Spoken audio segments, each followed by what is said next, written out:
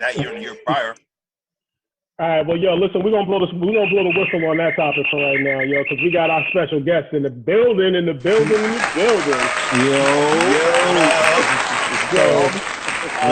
What's good?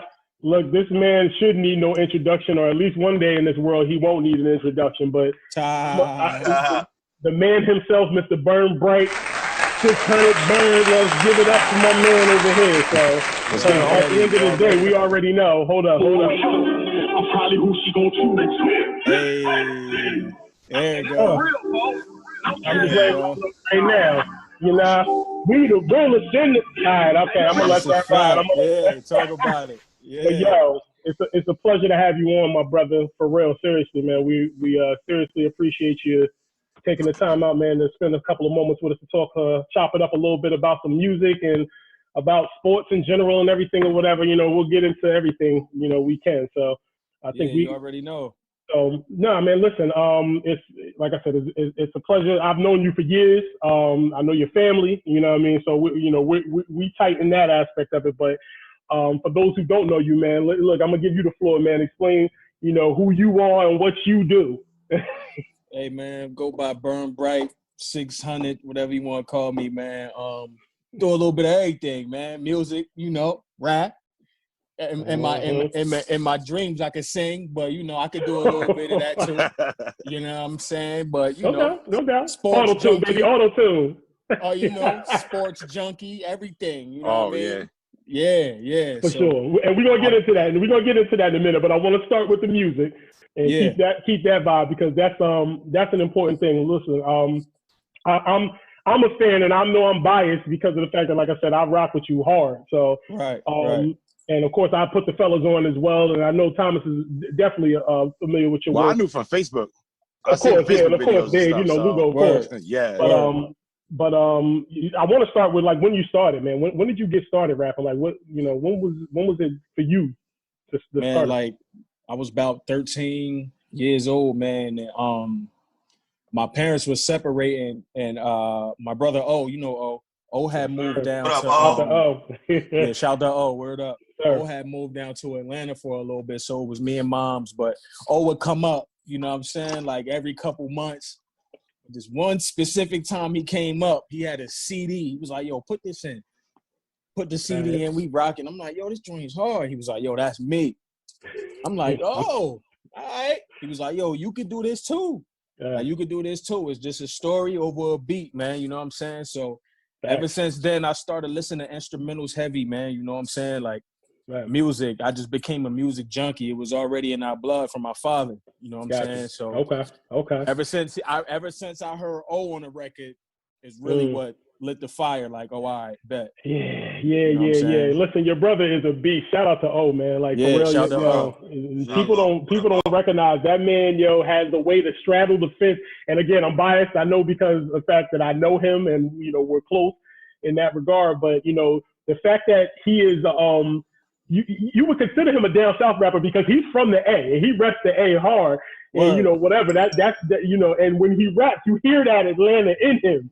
But at the end of the day, yo, the love that he gets on the East Coast, like the fact that, you know, it's amazing. So big shout out to him. And it's funny because that alluded me to my next question, which was who influenced you to start, and you kind of alluded to all of that, obviously, in regards to it. But a question that I have, because you know, we've all dibbled and dabbled in the rap game and performing in period as a total, but as a totality. But do you get nervous at all, like before performances, like and things of that nature? Any like jitters? It depends. It can happen. You know what I'm saying? But it just fuels into like hunger. Like, all right, let's get it. Right. You know what I'm saying? So I could turn it into whatever it is, but I notice it 100%. Like, you know what I'm saying? Because I'm a perfectionist. You want to make sure everything is right. Yeah. You know what I mean? Like, and then you putting yourself out there as an artist. Like, don't matter rap, whatever kind of art you doing, whatever kind of craft, you putting yourself out there to the masses. So you putting yourself out there for judgment. You know what I'm saying? So all that boils up into nervousness, but I could fuel it into you know, something different to, you know, make it, you know, better. Big facts. Yeah. I know for me personally, like I said, anytime that I've had to do any shows and things of that nature, like right before you get them, I get butterflies. I don't know how to explain. I do get those butterflies before you about to go out and really like, do something or whatever. And then, and again, even when you anticipating that the crowd is going to love you because you're in a safe space, as far as knowing that, the crowd is rocking with you amongst people that you may know or whatever the case, but you still get those butterflies until you get that response, and then you just take off.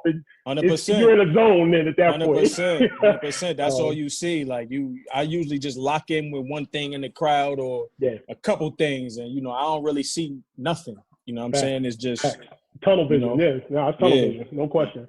I had a few more questions, but fellas, did you want to jump in with anything? Yeah. What up, my guy? What's going on, bro? Chilling. Well, Jay, you kind of touched on it earlier with who influenced you coming up. What other rappers, when you were coming up, influenced you, or do you feel like you took a bit of their style and kind of blended in with yours? Or a lot of that, a lot of blending. You know what I'm saying? Because like I don't just listen to a certain artist. Like it'd be a lot. Like for the people who know me, like for real, Jay know.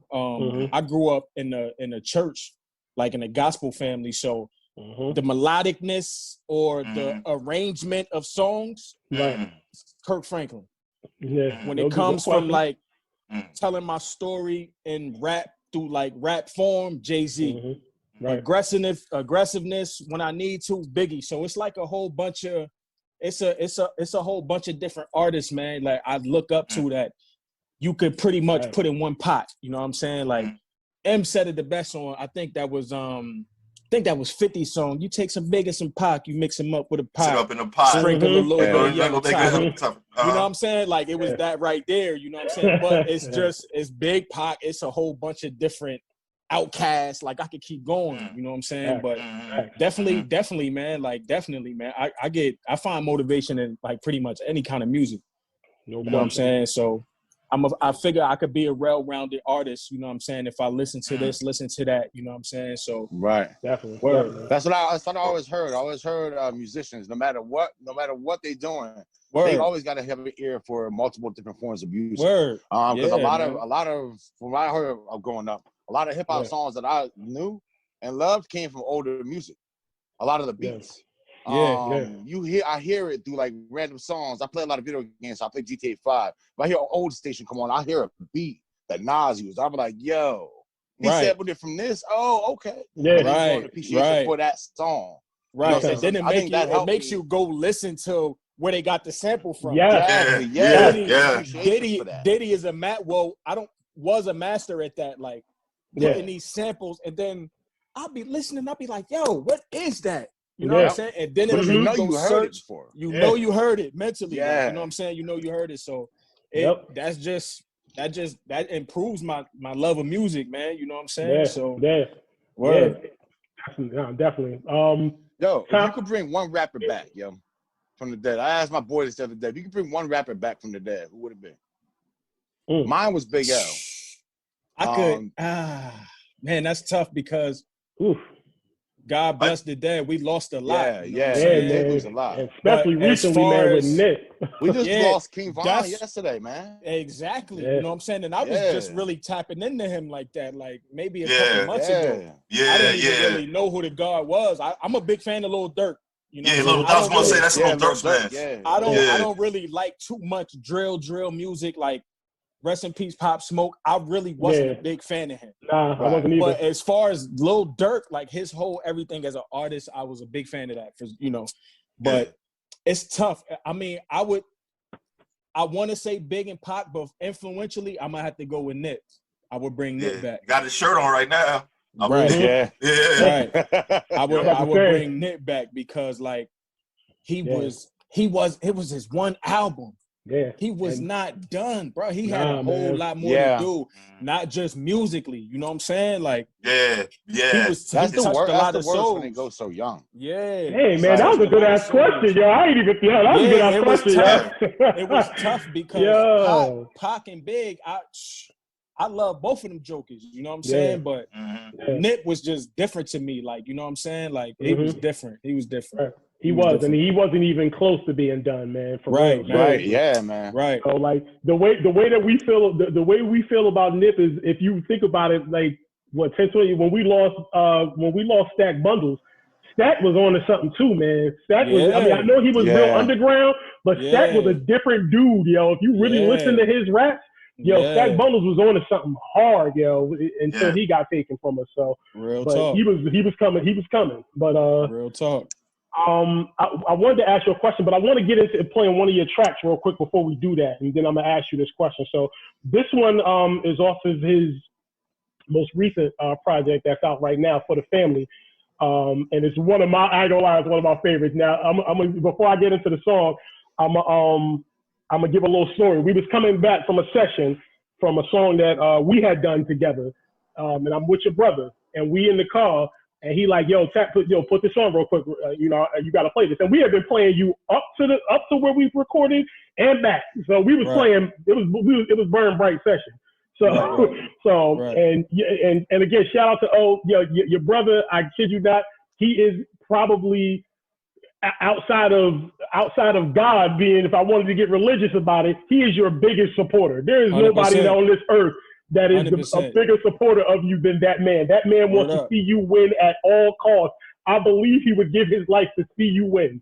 I believe that. That's how much he cares about you winning and your success, and how much he believes in what you bring to the table. You know, and that's just not as a rapper, but as a man, as a father, everything or whatever that you bring to the table.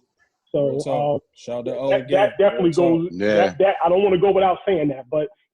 This particular track, this day that we was coming back from a studio session, he's like, "You got to put this on, yo." And he was like, "Yo, I'm gonna tell you right now, this is a game changer." And the song he put on was the song called "Smoke," right? And when he put this song on, I was like, "Yeah, I can't, yo." I don't remember exactly what day it was. I don't remember what the weather was. It might have been decent outside, but it wouldn't have mattered if it was cold. If it was 30 below, the windows was down, yeah. Right. And we driving down Route 109 somewhere around Linden by the airport, and we are to the point where my shit only go to 40. It was at 40, and I was like, yo, I mean, it was crazy. Turn that up. I just want to throw this on real quick, man, and just allow this to shine a little bit. So hold up, my bad. Let me get it up. What happened here? Yo, you know what? I hate YouTube Music because they done moved my stuff out of a file. On YouTube. Yo, because they moved it out of a file. I had it. No, look, I am a whatchamacallit, an Android fan. I hate to go here, but you know, I'm an Android user. So Google Play is no longer in existence no more. They done moved it to YouTube now. You got to put all your stuff on YouTube. So all of my music that I've everything that I purchased, everything that I've purchased through Google Play has to now move over to YouTube Music, and I don't know if I gotta subscribe to it. So all of my music that I bought from you, I have it, but it won't let me play it without playing a commercial. Like, I didn't know that. I didn't know that about that. Yo, including my own tracks, like stuff that I have that I purchased of my own stuff or whatever. I can't play it without playing a commercial first. So they sounded to get a big bag, right? Yo, that's crazy, yo. And every time I bring it up, they ask me, do I want to do a free trial for a month? I'm like, man, get out of here with that. I had to do that before, right? Yeah. Yo, so again, without further ado, let's get into the track "Smoke," baby. All right.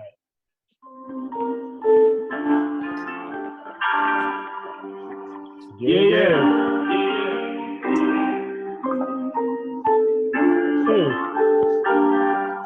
Red Sox fan. But I think the men, I was thinking about this, and I think it's because the men don't really take women's fanships seriously. Right? That could be that. Like seriously, like, okay, G. Yeah, but Angie's been a Giants fan for a long time. But if I asked her to name the left tackle, would she be able to? No. If I asked her to name two members of the receiver corps, would she be able to? shovel snow. She was like, no, that's not a job for him. Like, what? I don't know. What you mean it's not a job? He a boy? Is he a boy? No, you know what? Looking back when I softened, he was 5. I understand that. Okay. But when he was 7, that shit is fair game. You need to get your boots and your shovel, bro. Yeah. So, you're gonna notice this too, man. I guess with Carter and with Javon, yo. Yeah, I don't know if you ever shovel snow or Javon's ever shovel snow, like for you. Not yet. Not at your house? No, not yet. No. Well, I mean, so when he do, yo, the first time he ever does it, it's gonna be the most minimal amount. You're gonna go ahead and shovel like 90% of it. You gotta turn around and he's gonna be fucking with one pile, like with a little pile. Oh yeah, no question. What you can expect though, hopefully, is that as they get older, he take over more and more of the duty. Now, normally I wouldn't be like, like trying to avoid snow shoveling or anything like that. But my knees is jacked the fuck up. Right. So when it comes to our spots now we got to dig out 4 or 5 spots every time it snows, yo.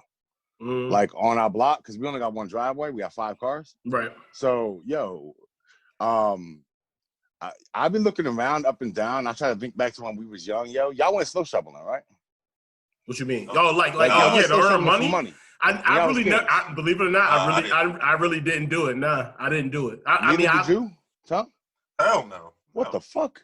Don't you remember when Larry was like, "Hey man, I'll pay y'all like $20, man. Y'all come shovel my lawn." I was like, we ain't doing that shit. I was like, no.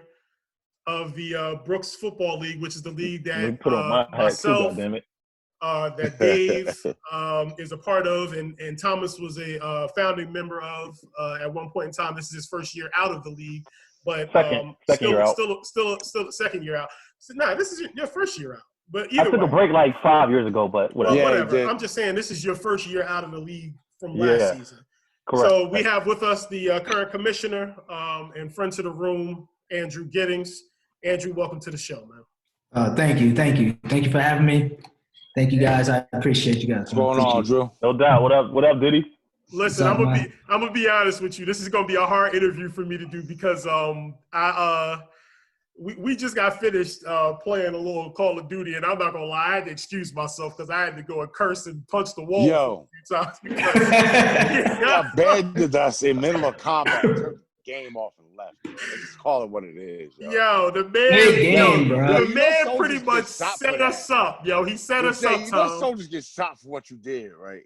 That was treason, bro. You just bounced. That's bro. So he left us. He got mad and bounced. I was dead. I was dead already. What do you mean? I didn't leave because I just left in the middle of but we was gonna get you back. Drew was alive. What you mean we? Nigga, you were dead. In the homie, yo. But ain't no we. You were dead too. By the way, Drew got me back. Yes. I got you back. Drew could have got us both back. He did the most. Yeah. But go on, moving on. Moving on from Jay hurt feelings. You know my plan for getting the most wanted. You know my plan. Yeah. I know. But anyway, so look, Drew's been an outstanding commissioner. I have to give him his props.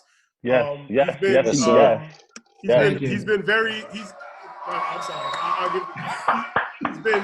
He's been a very good guy for us for quite a while. So I mean, I give him his props and his just due. Like I said, and I know we've already discussed this throughout our chats and things of that nature, whatever that we have going, but.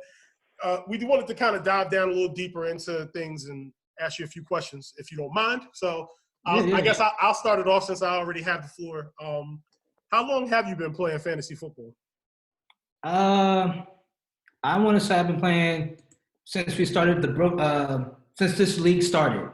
Oh, wow. So I want to say, I think we've been doing this 2008. 2008. I sure? I thought it was 2008. Yeah, you're right. 2008. Yeah, 2008.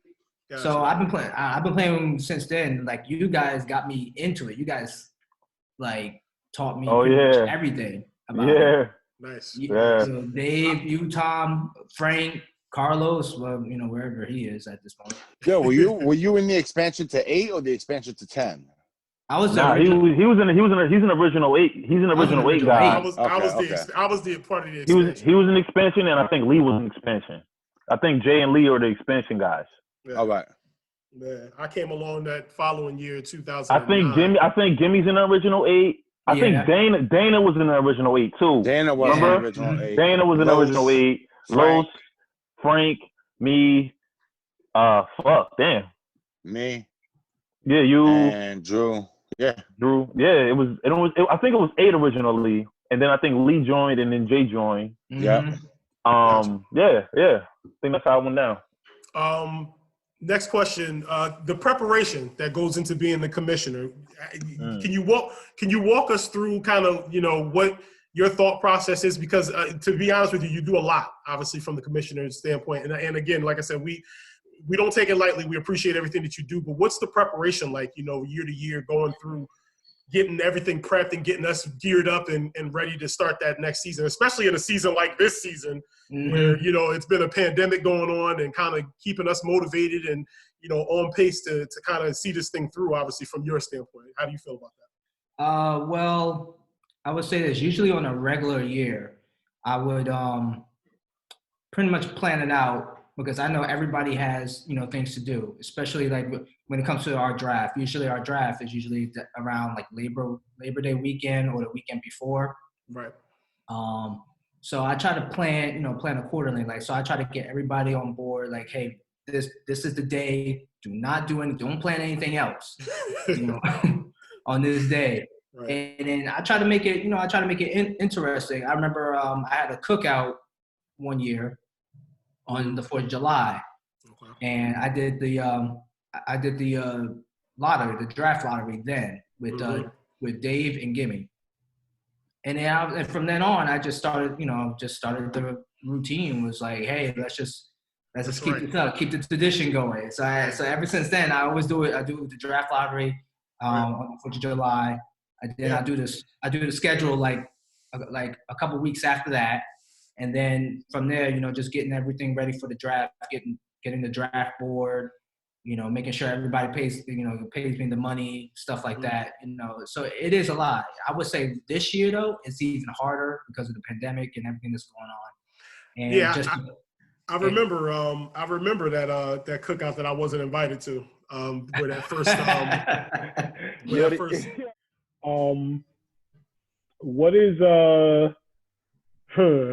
What is your most non-traditional thing? Do you have anything non-traditional? Because again, I'm non-traditional when it comes to Thanksgiving. We have all kind of different stuff. But. Oh yeah, my cousin Linda makes these fucking. They're like hot dog fucking. I don't want to say the pigs in a blanket, but they're kind of similar. They're like hot dogs, little bread with bacon wrapped in fucking bacon. Yes, that's amazing. Those shits fucking hit, cuz. Those shits hit, cuz. That sounds really good. Yeah. Sometimes empanadas too. Yeah, it's weird, but like we do oxtails. We'll do oxtails, and we'll do I never had an oxtail in my life, yo. It's actually amazing. Never had one in my life, yo. Nigga. Yo, I've never had one, yo. I see them in the supermarket, and I'm like, whoa. Bro. They're expensive. Yeah, they're expensive though. No, not the price. I'm just looking at it like I can't eat this shit. Like, that shit looks like a bone. Yo, it is a lot of bone, but the meat is just God, yo. It's really that good? It's good as fuck, dog. Yes. What does it fucking taste like? It tastes like goodness. It's absolutely. No, I mean, like, would you equate it to steak? Is it better than steak? Yeah, it is. You don't know. Yeah. Yeah, you know what it tastes like? It tastes like Jesus' pussy. Okay, well. If Jesus was a woman, that's what I meant. Bleep that later, Kareem. Bleep that. We don't know one way or the other, but no, listen. Oh man. Okay, well.